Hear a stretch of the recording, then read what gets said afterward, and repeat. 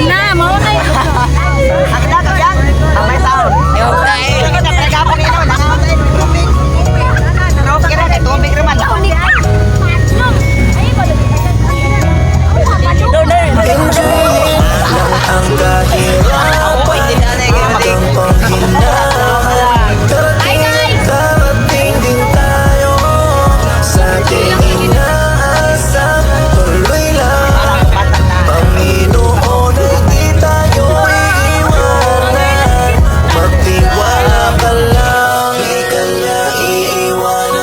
Basta magtiwala ka lang, di ka niya iiwanan.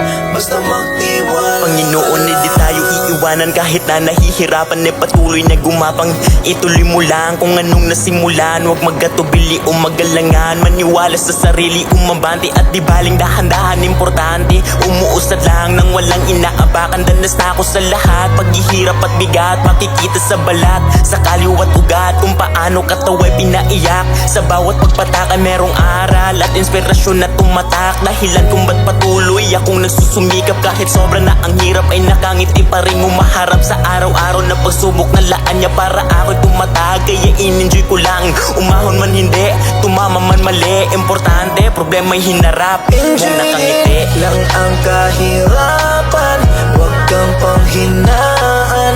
Darating at darating din tayo sa ating inaasam. Tuloy lang, Panginoon ay di tayo iiwanan.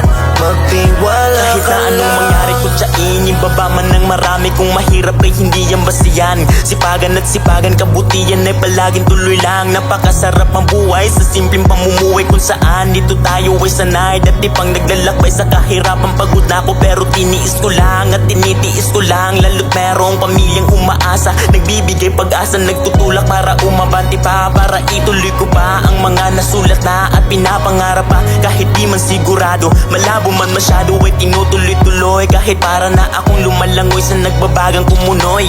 Hirap pag iwasan proseso, i-enjoyin mo lang at laging tatandaan, di ka nag-iisa, palagi siyang nandyan. Enjoyin lang ang kahirapan, huwag kang panghinaan. Darating at darating din tayo sa ating inaasam. Tuloy lang, Panginoon ay di tayo iiwanan. Magtiwala ka lang ang kahirapan, huwag kang panghinaan. Darating at darating din tayo sa ating inaasam. Tuloy lang, Panginoon ay di tayo iiwanan. Magtiwala ka lang, di ka niya iiwanan. Basta magtiwala ka lang, di ka niya iiwanan. Basta magtiwala ka lang, di ka niya iiwanan. Basta magtiwala ka lang.